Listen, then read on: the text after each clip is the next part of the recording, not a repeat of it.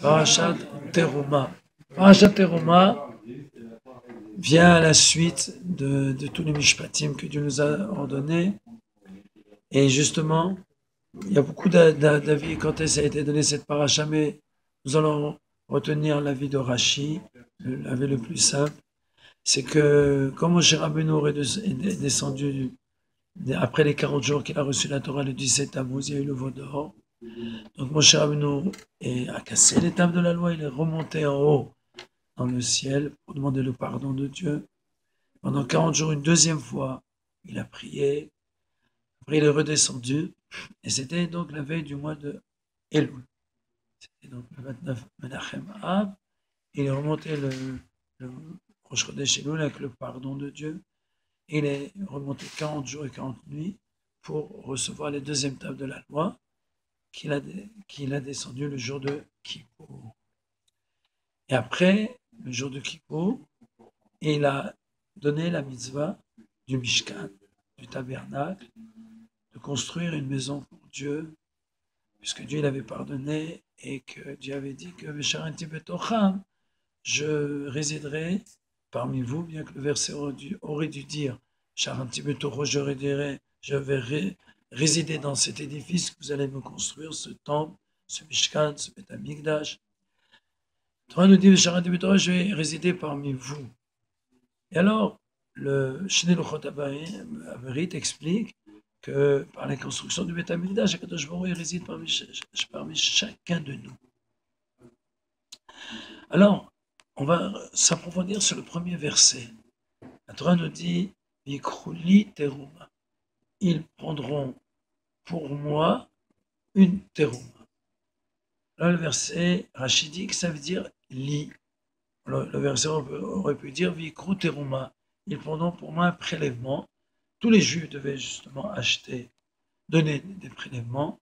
Il y avait un demi-shekel en argent qui devait donc il y a eu trois prélèvements. Premier prélèvement, un demi-shekel pour acheter les sacrifices quotidiens. Et ça devait être une somme fixe pour chacun. Il y a un autre demi-shekel qui a dû être donné pour les socles qui allaient soutenir tout le Mishkan. Et ça aussi, c'était un demi-shekel fixe pour chacun, pour chaque juif, que ce soit un riche, que ce soit un pauvre. Et le troisième don que Dieu a demandé, c'était chacun comme son cœur y donnait. De l'or, du bronze, de l'argent, du bronze. Les 13 éléments ou les 15 qui ont servi à la construction du Beth Amikdash. D'ailleurs, on voit ici juste un petit détail extraordinaire, c'est que les princes ont dit que le peuple amène. Et nous, après, nous compléterons. Et qu'est-ce qui s'est passé? Ils ont tellement amené on a dû refuser. Et donc, les Nessim, les princes, ont eu beaucoup de peine de ça qu'ils n'ont pas pu donner dans la construction du Mishkan. Donc, quand il manquait les 12 pierres précieuses sur le pectoral, le rochen du Kohen Gadol, qui se trouvait sur son cœur, alors c'est eux qui se sont présentés les premiers pour donner.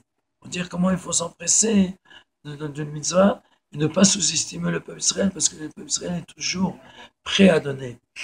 À la Torah nous dit Vikroli, ils donneront pour moi, c'est-à-dire que ça devait être fait dans une kavana, dans la pensée qu'on fait cela pour que la présence de Dieu réside.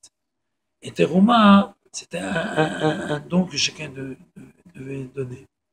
En réalité, le verset aurait pu dire, c'était pas de prendre la mitzvah, c'était la tête de donner.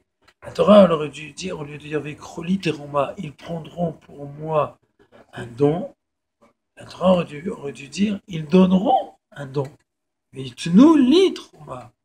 Ils me donneront un don. Qu'est-ce que ça veut dire Vikroli Teruma? Alors, je voudrais ici proposer l'explication que le Zohar dit, une explication qui est ramenée dans le Tanya. Vikroli, si je traduis vraiment le texte, ils me prennent à moi. Vikroli, oti atem lokim, vous me prenez. C'est-à-dire que quand quelqu'un nous donne quelque chose qui lui appartient, il a travaillé pour avoir cet argent-là, il a sué, et des fois il s'est même mis en danger. Et il pouvait acheter avec cet argent de quoi vivre. Quand il donne cette chose-là, il se donne lui-même à Dieu. Et alors, Akadosh Baruch Hu, il répond à ce don que les Juifs se donnent à Dieu en donnant ce qu'il leur possède. Veikroli, vous me prenez à moi. C'est pas seulement vous donnez vous à moi, mais Veikroli, vous me prenez. Quand on fait une mitzvah, on prend Akadosh Baruch Hu et on met Akadosh Baruch Hu dans les choses matérielles. Et avec ça, on sanctifie le monde. Car en fin de compte, on est les associés de Dieu. Dieu du spirituel, il fait le matériel. Et nous, du matériel, on fait le spirituel. C'est pour cela que lorsque on fait le Kiddush vendredi soir, on dit Vayechulu Hashem Vaaretz, ils se sont terminés, les cieux et la terre. Et nos sages nous disent que là, il manque une lettre, le Va de Vayechulu. C'est écrit en réalité dans le texte Vayechalu. Ils ont terminé. C'est qui ils ont terminé? C'est l'homme et Dieu.